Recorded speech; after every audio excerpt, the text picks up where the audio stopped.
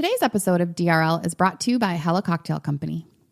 My guests don't just come to DRL for me. They also come for the cocktails. Luckily, my friends at Hella Cocktail Company have my back. These guys make amazing mixes, from Bloody Mary to Margarita to Moscow Mule.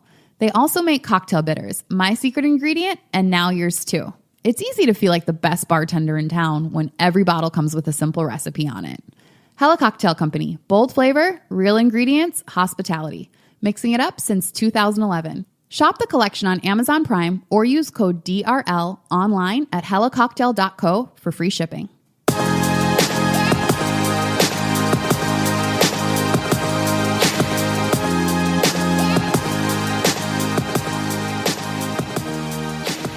Hello, my lovely listeners. Welcome back to another episode of DRL, where we're talking everything dating, relationships, and love. I'm your host, Tanisha Wood. Tonight, Mike and Meghan are joining me. Mike and Meghan are an amazing couple. They're also an interracial couple. So we're going to talk about that tonight. We're also going to talk about why that was a difficult thing when they first met and some things that were happening around the same time that made it a little bit harder for them to connect initially. So we will get into all that tonight. Hey, guys. Hi. How are you? We're good. Excited to be here. Yeah, we've been talking about this for a while, so I'm glad it's finally happening. Me too. A little bit of stage fright. Yeah, why? I mean, you've got all this bubbly presence, just like even listening to you intro the show. Like, how are we going to show up in front of that? You don't have to be bubbly. You could just be you. You're like a chill dude. I feel that. Yeah, I feel that. You're a chill dude. And Mike's Jamaican. Woo woo. Wagwan. Yeah, man. Vidaya. Meghan, do you want to throw a little potwa out? I heard Mike was teaching you. Me no business with that.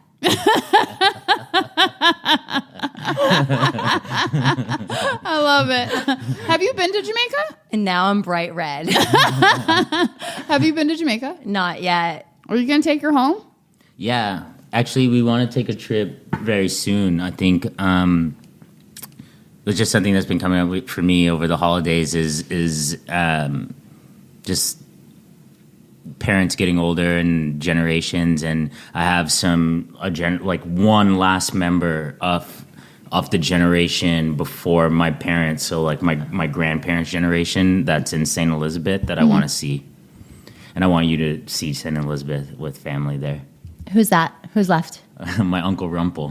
Yeah. Rumpel? Yeah. I know his real name is something else, but you don't even know his real name, do you? Because that's how it happens. Like I have aunts and uncles, and I've only known their nickname, and then one day somebody calls them by something else, and I'm like, what did you just call him? That's his name? Yeah, that's his real name. And I'm like, I've never heard that before. Like, I have an uncle named Rudolph. That's his real name, which I just found out like last year because we call him Billy. Yeah. I sometimes feel like I missed out because I am born here and I'm Michael and Michael. Although one trip to Jamaica, I got a nickname which was Miguel, which is why? What they call Who gave you that nickname? Well, you know what they said? They were like, Michael, that sounds square. We're going to call you Miguel. I was like, well, that's what they call me in Spanish class, so that works. Full circle, coming right back. So I don't even think I know this story, but how did you guys meet? We met on a dating app called Happen, HAPPN, which 75% of the time that I tell people that's how we met, they have no idea what I'm talking about because it's not the Bumble or the Hinge. But I moved to New York after living in San Francisco for a couple of years and decided to move back to New York after 4 years away and had some memories of less than ideal dating in New York and the sort of rat race, and didn't really want to get into it. But then after being here for a couple months, realized I should probably get out there, put myself out there, and I was on Bumble, and I just thought to myself, this is all these bro-y guys that I went to Georgetown with. Mm-hmm. And I just don't, like, where are creative people? Where are the entrepreneurial people? Where is something other than these like these white guys, like not that, I don't know, there's like not that I would like need something else, but it just wasn't really resonating. And I said that to a friend, and she's like, why don't you try Happen? People are a little bit more creative and entrepreneurial, and it's fewer people know about it, so it's less mass. You don't have to get through all of the mass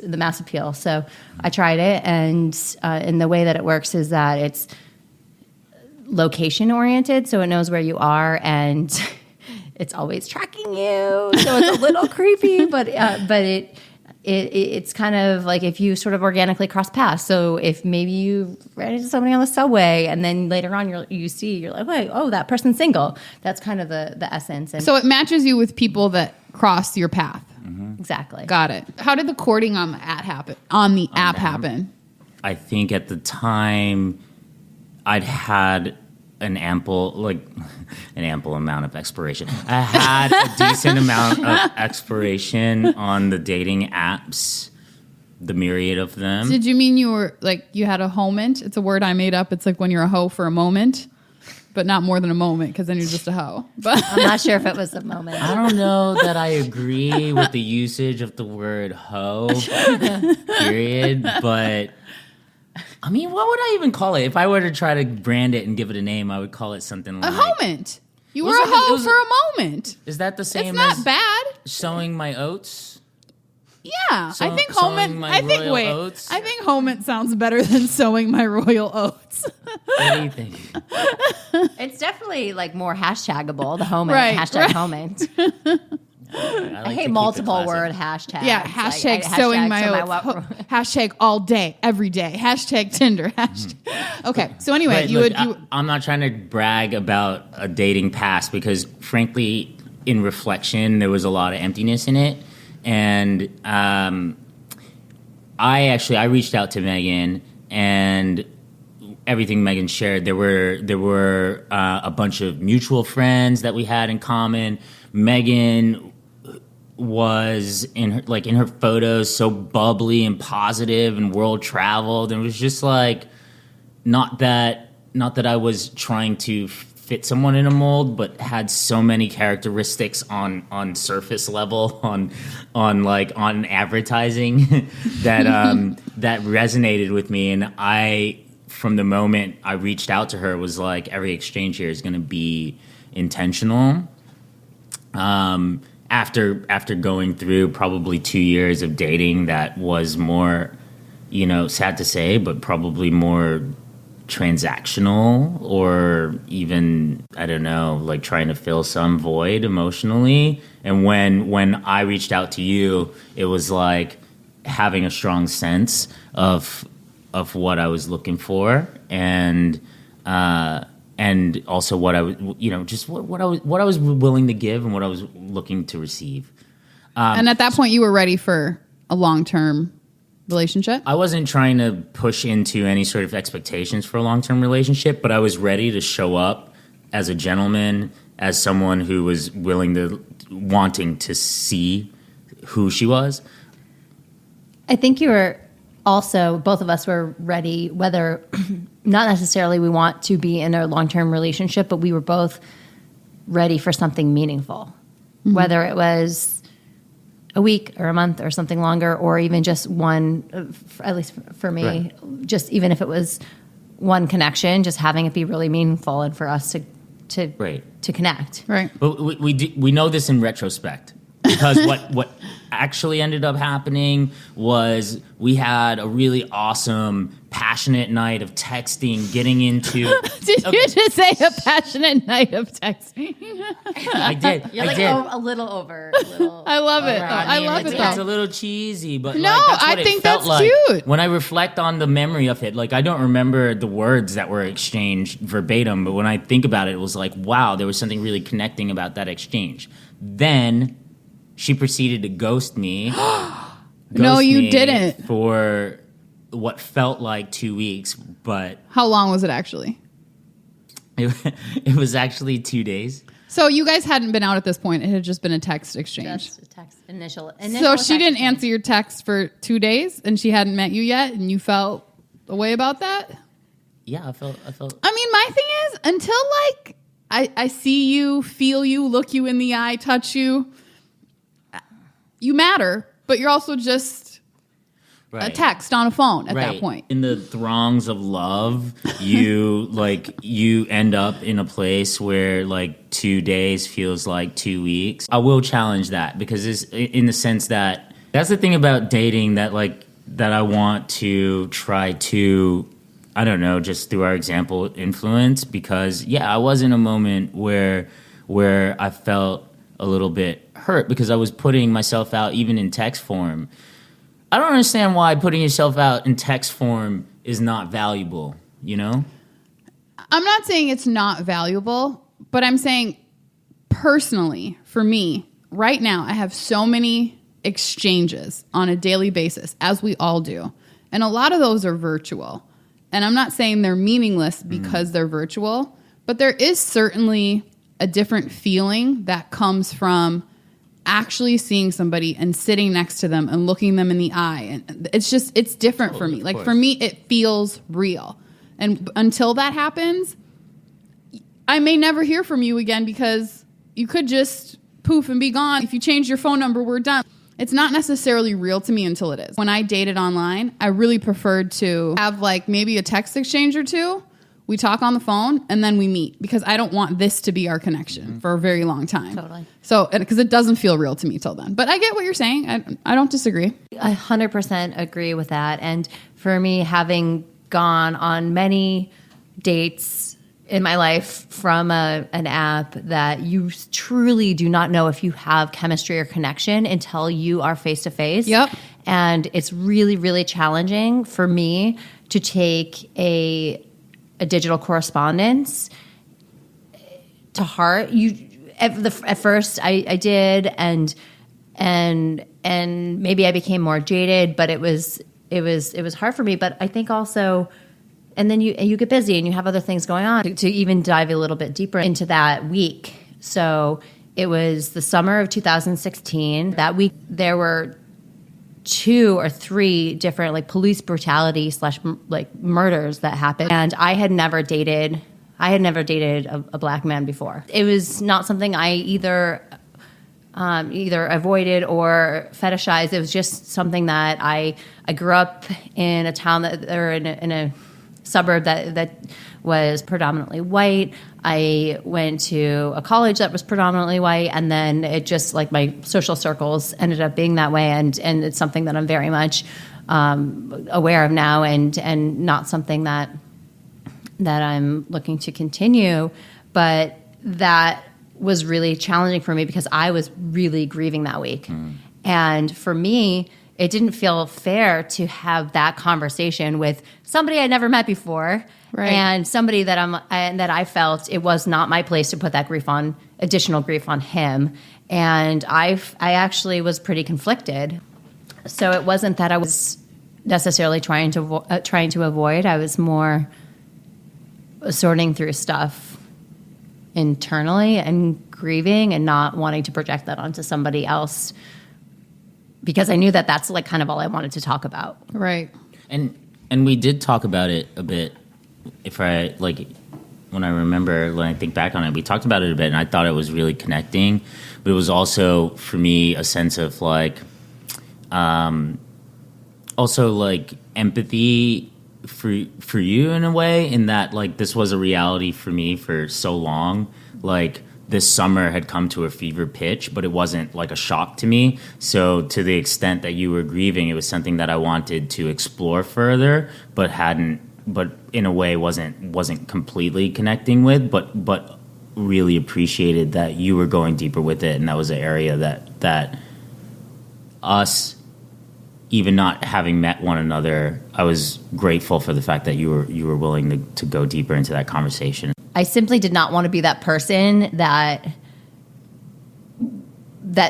was trying to find solace in a person of color to make me feel better. Right. That was really important for me to not do that. And so it was hard, but it was hard for me, I think, initially to even share that. but it actually ended up being something that was important in our early days of navigating a really meaningful interracial dynamic. So fast forward, Friday, 2 days later, I'm on my way to work. Meghan hasn't responded to me in 2 days. I decided to text her saying, like, and you remember it better than me, but something along the lines of, "It's now or never, girl." No. well, hopefully it like came out more eloquent, but the way I remember it was sort of like, look, we had a really good exchange, really great exchange. I really enjoyed it, and we have some amazing friends in common, and I have no intentions other than to show up as a gentleman. And if we decide we don't like each other, then maybe we'll be friends. But are you about meeting one another, to almost bring it back to your point? Right. And I guess that was my point about the whole dating thing. There's this whole there's a lot that happens before even getting the opportunity to come together and see if there's chemistry. Anyway. So we chatted throughout that day. Meghan gave me, like, we as we were chatting, we decided we were going to meet up on the Saturday. So the next day, Meghan gave me an 11 o'clock time slot in the morning. 11 a.m.? Very early date. 11 a.m. I was like, what am I doing? Like, and then she sent me an article, like a 10-page article on intentional dating. I need you to date me right, so read this and use this as a reference when you come out to meet me. Thanks. Right. And see you at 11. I like that. I like that, Meghan. Right. I do too. I think I send that article to my friends. It takes 2 hours to read. It's horribly written. The visuals in the article are horrible. They're so cheesy. And I went and got a bowl of ramen, and I sat and I read it because I knew from the line of questioning and just the way that Meghan engages that it wasn't going to be just a suggestion. It was going to be a suggestion with follow-up. So, did you read the article I sent you? Great. What did you think about paragraph 2, section A? Basically, and then I was going to concede that I am not that studious, but I have the general gist, and I'm here. I skimmed it. It was like I read the first hour and a half while I was having dinner.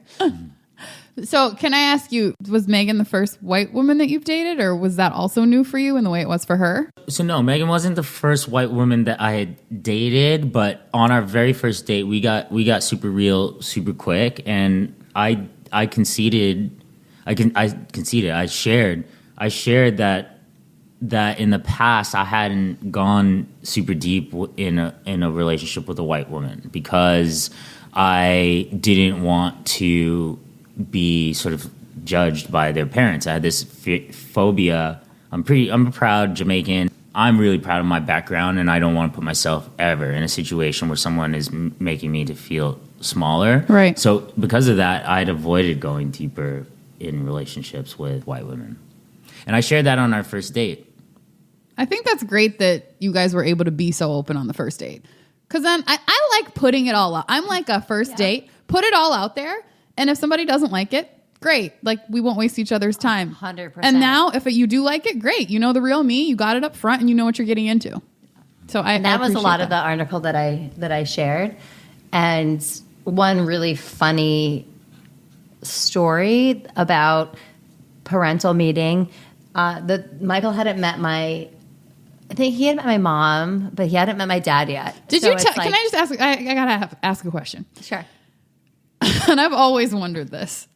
So, if you're bringing a person of a different race home, do you forewarn, or do you just say, doesn't matter to me, but anyway, I'm dating a new guy. His name is Michael, and I'm going to bring him home to meet you guys. Like, or do you say, hey, I think you say, just so you know.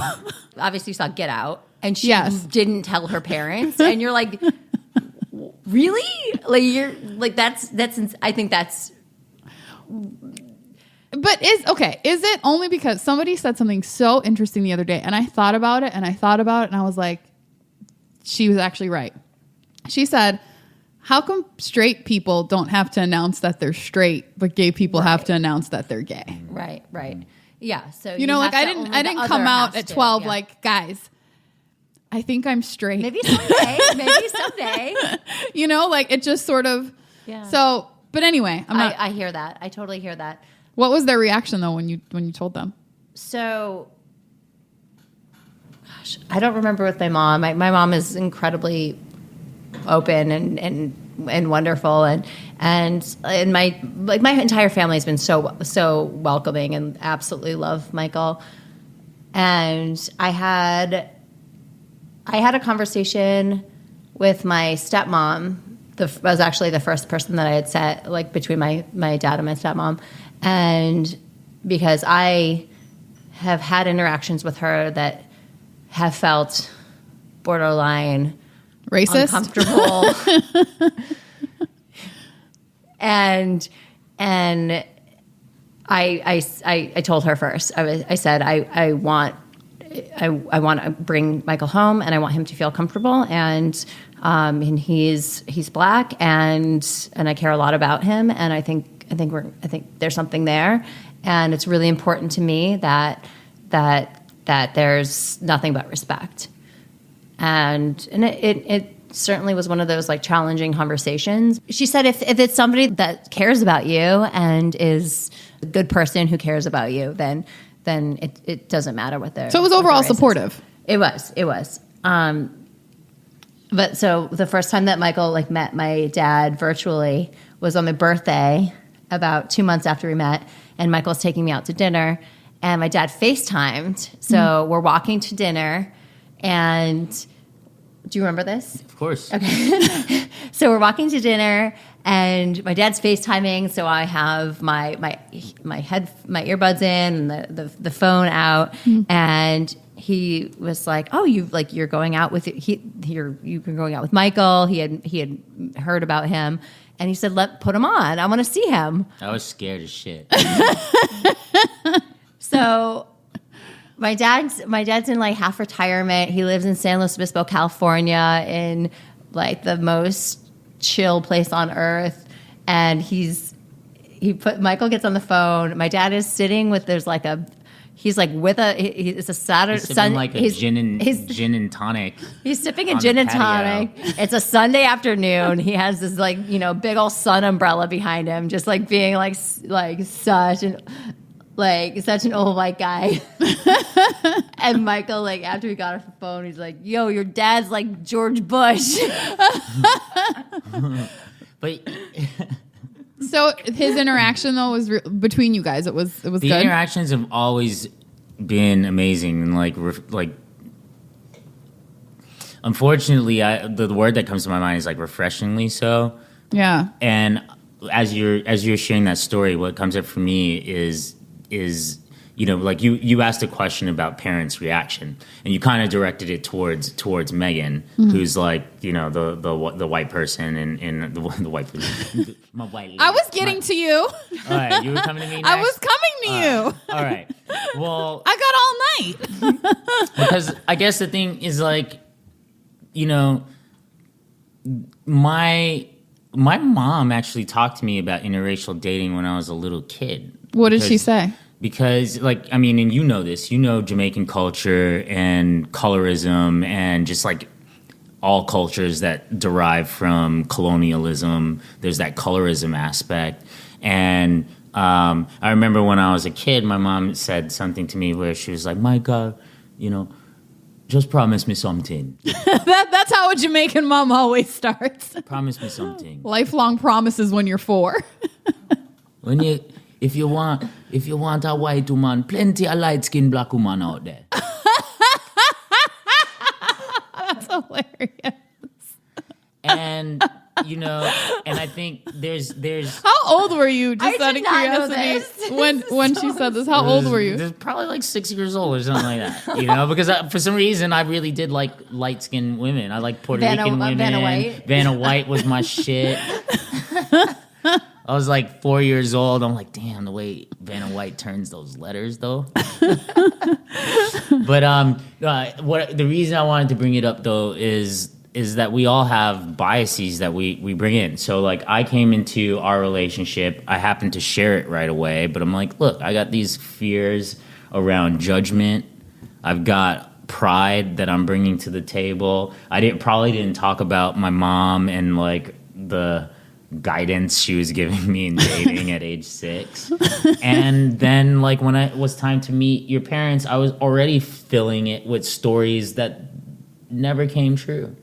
So I don't know. I think one big thing in our relationship has been like upfront confronting like the societal narrative that's projected on us, such that if we were actually to pursue a relationship with one another intentionally, that it was going to be on our interactions and not on the world and how the world sees projections on us, even if it meant some difficult conversations early. What's true for us as individuals, what's true for us combined, and there's so many things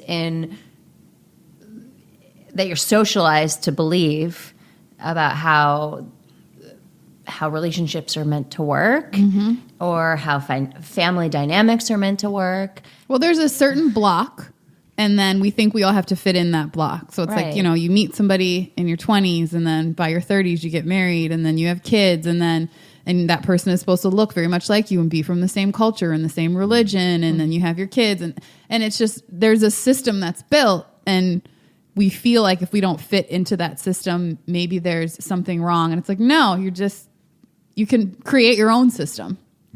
Totally. How did your mom react? How did my mom react? My mom, I don't remember the specific conversation, so that's why I'm pausing, not because I'm trying to filter. When we met, I was 33. My mom just wanted me to be happy. And I also had gone through a few relationships where I had communicated a lot with my mom prematurely before, like, to a point where when we were progressing through our relationship, I was just a little bit more not selective, but like I wanted to match what I was sharing with where we were in the progression of our relationship. Because you'll forget some things, but your mama never will. Yeah. That's the thing. I remember when your parents came to stay with you, and then I kind of moved in. Right. When I moved in, it was at the tail end of when Michael's parents were staying and visiting from Florida, and we got to spend almost a week all together, and all in this apartment. All in this apartment. That's a hell of a first meeting. We live in New York apartments. Yes, it was. I remember my dad was like blowing up the bathroom, and we were sleeping on an air mattress. Oh, every morning. It was like woken up to that lovely alarm. So how was that? I just was like on the... Not blowing up the bathroom, just the general experience of meeting and being in a space. I think it was it was totally fine. There was no. It was actually really nice to have a bit of time to get to connect and meet Michael's parents then. And on the way out, and actually, like, both of our moms are named Barbara, and Michael's mom is really, really sweet, and it was really nice to get to spend some time with them. And on the way out, she gave me a big hug, and I don't remember exactly what she said, but I remember the sentiment of just that her feeling really relieved and really happy that Michael was happy. And I think I remember watching it because, like, you kind of like out of your like spidey sense, you're trying to see what the interactions are like, and she was like, take care of him. That's what I remember her saying. Yeah. And I think that's like Meghan and I progressed really quickly. Yeah. And again, to the point that I was trying to challenge on in terms of, whatever, you're right. You're totally right. What the fuck? Like a text message, what is, like, there shouldn't be expectations. But there is something about our exchanges where really quickly we started just like opening our hearts to one another and showing up for one another.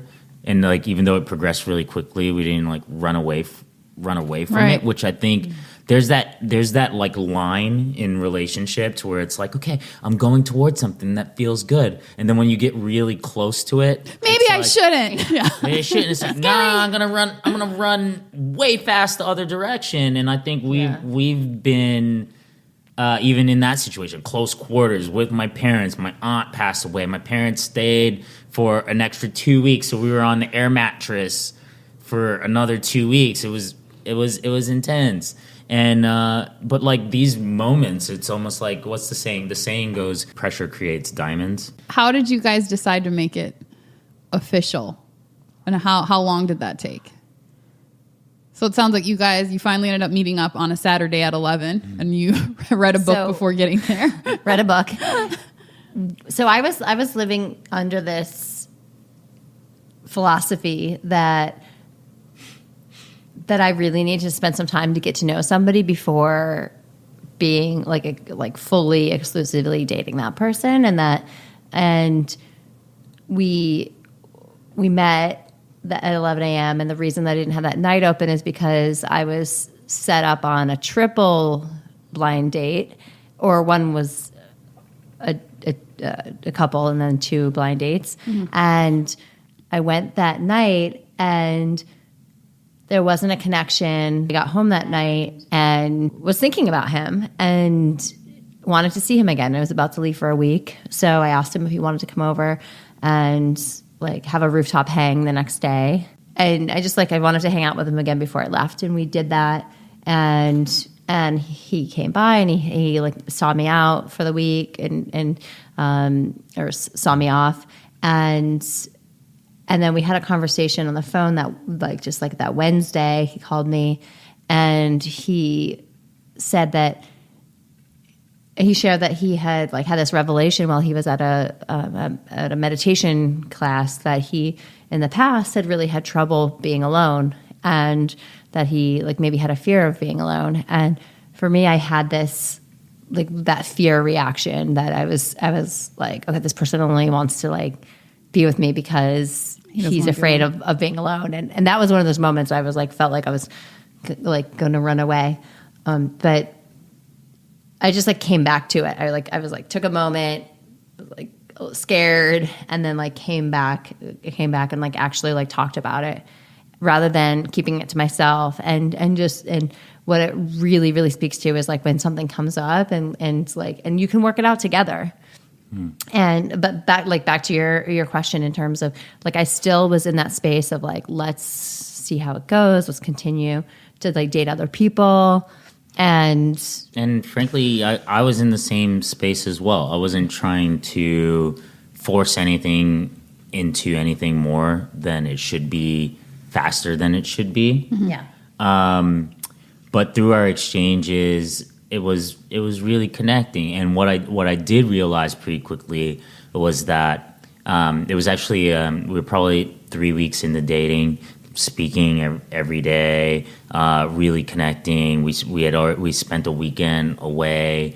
We had some tension on the weekend away. I ended up taking the train home and just you all went through a whole relationship in 3 weeks. Yo, oh my gosh, we took a trip together. We had some tension. We got into our first fight. We made up. We're together. A whole relationship in 3 weeks. In 2 years, we've been through a decade of a relationship. An entire lifetime of. We're on our 50th anniversary, actually. Totally. We had a little bit of tension. You can sense that, but a lot of times in relationships, you sense this kind of pulling away, and it's what do? You protect your heart. And what was the tension over that weekend? Oh God, you know what? It was kind of a class thing. It wasn't a different classes, but we ended up going to Montauk because I was gifted a hotel stay, and I'd never been to the Hamptons before ever. Mm-hmm. And I had, but I hadn't been to Montauk in years, somewhere between 5 and 10 years. And it had changed so much. It used to be really, really low key and all these fish shacks and things like that. When we got there, it was everything was extra. And Like what? You could not go out to eat for a reasonable, or everything was like white tablecloth. Everything was fancy. And I thought it was just like, it was tense. It was like, this was actually meant to be pretty low key, but it was. Yeah, I mean, and it was just like, it was a weekend where a lot of new things like unfolded, right? So I shared something in my past about my partying habits that was a little bit jarring for you. Mm-hmm. I was a bit like beaten down by this. I left my wallet in the hotel room, not on purpose, just by forgetting it. And so then I didn't have money to pay for things, which like I was already kind of feeling a little bit insecure being in this like kind of like hoity-toity vacation thing. Right. I grew up in Brooklyn, so like Montauk, like I don't know. It's just like for me, again, these biases and stigmas and stories that I tell myself were coming up so fucking strong. Right. I think for both of us, like when that night when we were going out, it was like the night that we were going out to dinner, and when he had forgotten his wallet, I just had like something came up for me around just wanting to have somebody have. I like that. Like there was a sense that I was meant to be taken care of. I 100% understand what you mean. And I feel right now, I feel shame that I even say that or maybe even feel that. But for me, I was like, well, I feel like I don't even really know how to express it, but that was something that was coming up for me in that moment that, like we're going out to dinner, like I kind of treated you to this weekend sort of thing, or I don't know, like it was like, I don't even know how to express what you're feeling, but I understand it. You know what I mean? Like I would have the same feeling, I think, even though it wasn't intentional. It was an accident. He had so much cash. He's like, I can get you like as soon as we get back. There is a feeling that you have in that moment that you feel like how you take it is this person doesn't want to take care of me, and therefore maybe they don't like me like that, or maybe they don't think I'm worthy. And it's also also clearly a gender role thing. 100%. That the man takes care of a woman. He brings his wallet. He treats her. Yeah, and I'll say, like, I mean, I had a lot of shame in that scenario because it really wasn't intentional. But based on her reaction, you started feeling... Like based on your reaction, and then just like growing up as a black man that's been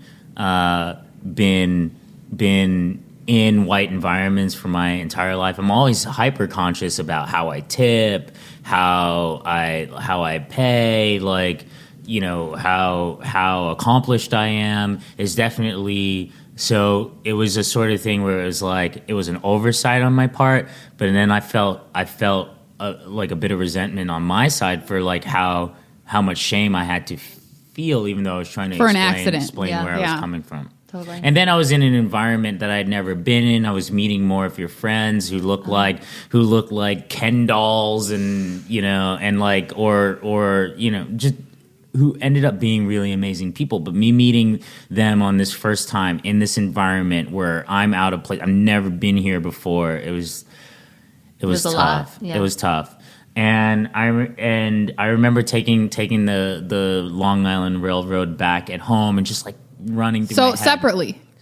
So she was there for an extra day. That was planned. Oh, got it. And but I just remember feeling so insecure and like going on Instagram to see like what stories she was posting. And so how did you guys get past that? Because being that was so early on in the, because you guys weren't officially together at that point, right? Weeks. Yeah. So being that it was so early, because a lot of people in that situation then would have been like, this is early enough for me to run. So it got weird, and like Meghan got a little bit distant. I don't think I was like overly reaching, but I was just like, yo, I still very much care about you. But I could sense that something was off. And it was like a Monday night, and I remember I got home. It was like 9 or 10, and I texted Meghan throughout the day just to kind of let her know. And then like the text cadence like changed in the evening, and it was like she had texted me maybe at like 6:30 or something, or 7, and then didn't text me again until 10:30. And I was like, hey. At this point, she does owe you more because now there's in person. We met in person. Owe me more. And then I went so far as I was like, don't send this text. And I was like, fuck it, I'm going to send this text. I was like, were you on a date tonight? Because there was such a distance between. Ooh. You went bold with it. Like, you weren't just like, hey, why didn't you text me back? You're like, are you on a date? Because you were gone between 7 and 10. Those are prime date hours. And between 7 and 10 p.m., you clearly are on a date. Where else are you at between 7 and 10 p.m. on a random night? I'm super embarrassed now. I know how your mind works. I feel super embarrassed. But I did say, I was like, look, I know that, like, we haven't been dating very long, and I probably shouldn't ask this. I'm like, do I have permission to ask what's on my mind? I remember actually like sending that question ahead, and you said yes, go for it. And then I said, were you on a date tonight? And she said, I was. How did you feel about that? I felt like I wasn't owed anything otherwise, but I still felt really hurt. I felt like a punch in my stomach. And it wasn't imbalanced. It was totally fair. We both had talked about dating and not going too quickly. But then having that feeling was telling for me about how I felt about Meghan, and how even though I was kind of telling myself this narrative about like keep dating other people, like play the field, this is what I want, that maybe that's either not necessarily what I want, and I'm not clear, but also like not what my body needed, and not what like I emotionally needed. Right. True. So what happened on that date? It was the only date that I went on after I met Michael, and it was intellectual, it was interesting. But do you think I guess the question really is, do you think you went on that date because of what had happened between you guys, or was this just? I think I went on the date because I had in my mind that the best thing for me to do was to continue to get to know Michael and explore. It wasn't directly in retaliation. It wasn't. I don't think it was. It might have been that same week, but I don't think it was. I think it was maybe the following week. Well, that's something petty I would do. Is the following day be like, oh. Okay, you want to act crazy? Like you want to act like that? Okay, I got a date tonight. Okay. Who knows? Maybe I'm giving myself too much credit, but I honestly don't quite remember. I don't remember it being retaliatory, but I remember wanting to continue to get to know him and take it slow as I met other people, and when I saw how it made him feel. I mean, I didn't want to I wasn't doing it to make him feel bad. Right. So I remember how it felt, and having a real strong awareness of what was appropriate in the juncture of our relationship in terms of sharing this. So we set up a connect in Washington, in Bryant Park. We met up in Bryant Park. I left from work. Like the next morning or the next day? Super extended lunch. Megan was doing her nomadic thing, so she could just take extended lunches. And we sat and we chatted, and I was like, look, like what you did is fair. Like, I don't judge you for it, but it didn't feel good. And you're talking about the date, just like knowing that she was on a date, and like it's not like you're at fault, but it's just like this is how it feels. Mm-hmm. And I told her, I was like, I think I like you too much to dance around this topic. So how about we just put the brakes on this, and if that's something that you need to do, then you do it, and maybe I'll do the same. I'm not sure, but I don't think I can engage. Damn, you hit her with the it's me or nothing. Casual. That's good though that you were able to do that, because what a lot of guys would have done, a lot of people actually would have done in that situation. If you said, "Oh, I'm out on a date," okay, well you have a good time, and then I'm going to go on a date now too, and I'm going to forget her, and not talked about it, like not had the conversation, not said, this is how I'm feeling. I didn't really like the way it felt, and here's what I want. Like, that's very mature to do that up front, because it is hard to be that vulnerable that early and not knowing a person. Hell yeah. Shout out to you, Michael. It's funny that the term vulnerable gets applied to that, because like it was vulnerable. It was also like it was upfront, and but if anything, it was protective. It was like, this is what I want to give, and if it can't be reciprocated, then I need to draw a line here. And that didn't mean that like we wouldn't talk or whatever, but it was sort of like I need to protect my heart.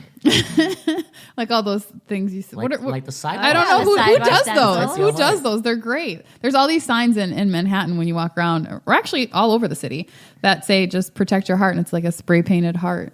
So at that juncture, that connect in Bryant Park, I just needed some time to reflect and think about it and what I really wanted. So I left, and I think the next day or a couple of days after that, Michael, we connected. We were going to go to grab dinner. But did you give him an answer in Bryant Park? I didn't give him an answer right then. So I just said, appreciated him sharing. Just needed to think about it. I had some time to reflect on it, and I was like, you know what? I'm going to spend. I want to see where I want to see where this goes, and I shared that with him, and I said, I want to be together. I want to see what that looks like. And he turned to his computer, and he opened his Spotify and he played Wild Horses. Wait, do I know that song? Can you sing it? Give me a sample. Wild, wild horses. Do you have a little voice on you? Couldn't take me away. Yeah, I did not know you could sing, Mike. That was like he literally bars, played. Like, I didn't even warm up, so like I don't even La know. la Like, la la la. He played a song. I don't know. Like we're a couple now. It seemed appropriate, and it's still. So is that your song? No, it's not. It's not. But it was. It kind of seems like it's your song. Listen, we're not the type to like have a song. Oh, We're me not, and Chris like, have a song. What's wrong with that? We're not. I'm like, I have a song. What's my song? My song is like. We're not confidently selecting a song for ourselves, because that's We just want to be open to all songs. Yeah.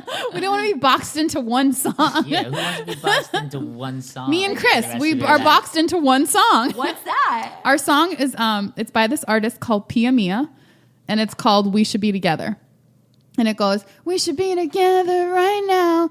I don't know all the words. That was beautiful. I mean, I don't have Michael's voice, but I thought the song by Tattoo, like when we were teenagers. Hold on. All the things she said. All the things she said running through my head, running through my head.